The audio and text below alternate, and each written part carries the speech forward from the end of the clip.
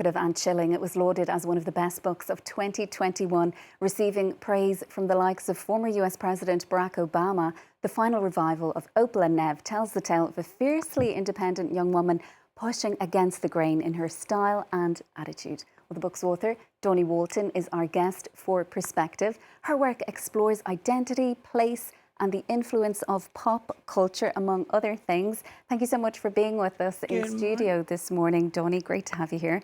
So the book, it's now available in French, has been since last September. It's been described by critics as a rockumentary in written form. If you had to describe it just in one word, in one sentence, how would you do so? Bold, I would say. I mean, it's a different form. It's an oral history form, so it's set up as a series of interviews between rock and roll stars. There's Opal, who is my protagonist. She's a young Black American woman, and she makes this wild music in the 1970s with Nev Charles, who's a white Englishman. And this book is looking at a reunion that the two of them do together and looking back 45 years at the concert that sort of put them on the map.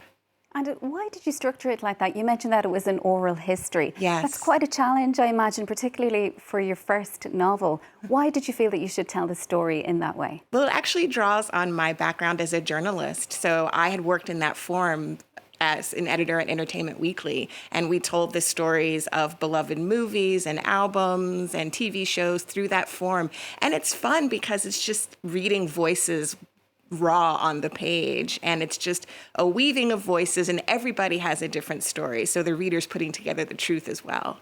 And what then inspired you particularly to tell this story? You mentioned the young Black protagonist. Did you want to have somebody, I suppose, that younger girls could look up to, teenage girls particularly? Myself, really, as a young girl growing up in Jacksonville, Florida, and loving rock and roll music, which felt like a genre that was sometimes off limits to me, and wanting to see a character that had the best parts of Tina Turner and Grace Jones and Nina Simone and a bunch of, Black women who I always loved, but putting all those things, the politics and the sound together. How hard was it, though, to mix all of that together in one book? It was difficult because, you start off, she was really Grace Jones I was writing her as, but I had to make her kind of different and complicated and vulnerable and flawed to make her feel real. And so it was difficult, to finally hit it on the head. But when I did, the book really took off. Now, writing about music, it can be difficult for any author. I imagine that might have been even harder when this is a fictional story. What were the main kind of challenges there for you, or were there any? There were, because I'm technically not a musician, and I had to learn a lot about the recording process. But I really love to describe music as in terms of how I feel in the body when I listen to music.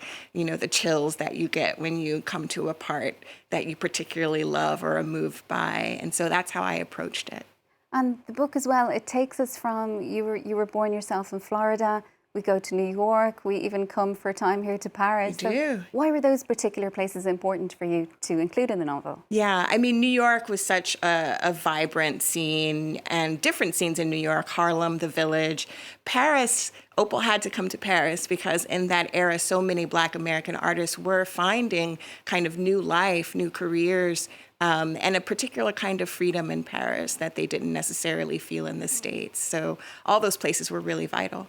And you're here at the moment, since you've published the book back in 2021, you've yourself been visiting various places all around the world. You're here in France this week for a literary festival. Tell us about that. Yes, I'm here for a festival at Lauded, which will be in Nantes in I think it's starting about a week. And until then, I'm just visiting some lovely bookshops all through France. Last night here in Paris, and in Lille and Rennes, and some beautiful towns I'm very excited to go to for the first time. Soaking up the atmosphere. And I believe you're working on a second novel. Now, having had this first one receive such high praise, described as a dazzling debut by some critics, how are you dealing with, is there any pressure to follow up on that with the second book? Can you tell us how that's going? It's a lot of pressure. It's sort of managing everyone's expectations as well as my own. I think a debut debut book for any author is a very special thing. It's a book that they carry in their hearts for many years. And so to kind of compete with that is challenging, but it's a fun challenge and a challenge I feel called to do. And this week we saw, of course, the Grammys, a lot of female success there. What do you think the industry has changed an awful lot or not so much since the 1970s or since the time that you're describing in your book? I think it's changed some. I think genres aren't so boxed off anymore. I think all kinds of people are making different kinds of music. I do think that, it's still, there are some dynamics that remain the same, but it was so wonderful to see, for instance, Tracy Chapman come back. She very much reminds me of my character, Opal Jewel, in the sense that she'd been kind of a recluse for a long time and off the scene and sort of jaded by the music industry. And now to be welcomed back so warmly was a beautiful moment. And your main character, the book itself here, translated into French, do you think that her story, it transcends national borders? And was it difficult perhaps to convey, the US music scene, to translate all of that into French? Or do you think the story is universal? Yeah, I have to give a shout out to the translator, David Falkenberg. I do think there are many things that are universal. I think music, individuality, there's a lot of fashion and style in the book. And I think there's an energy that French readers will appreciate about the characters, especially Opal, how she steps into the world and how she represents herself. What kind of energy does she have? She's very bold. She is very comfortable in her skin and very political and independent and loudmouth, sometimes some people call her.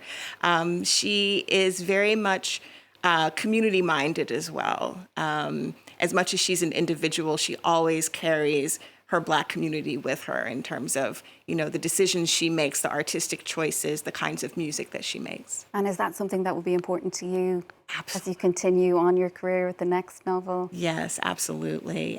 Very important. I think about, I wrote this book because I was a little girl looking for someone like Opal, and I would love to write a book where other little girls today, find something to relate to or to admire. And you felt that you didn't have that as a teenager? Oh, I think I did. I think with the Opal character, there's the DNA of so many different Black women musicians in her, but it was sort of the combination of everything that was really on target for what I was looking for. Thank you so much, Dawnie, for coming in to us.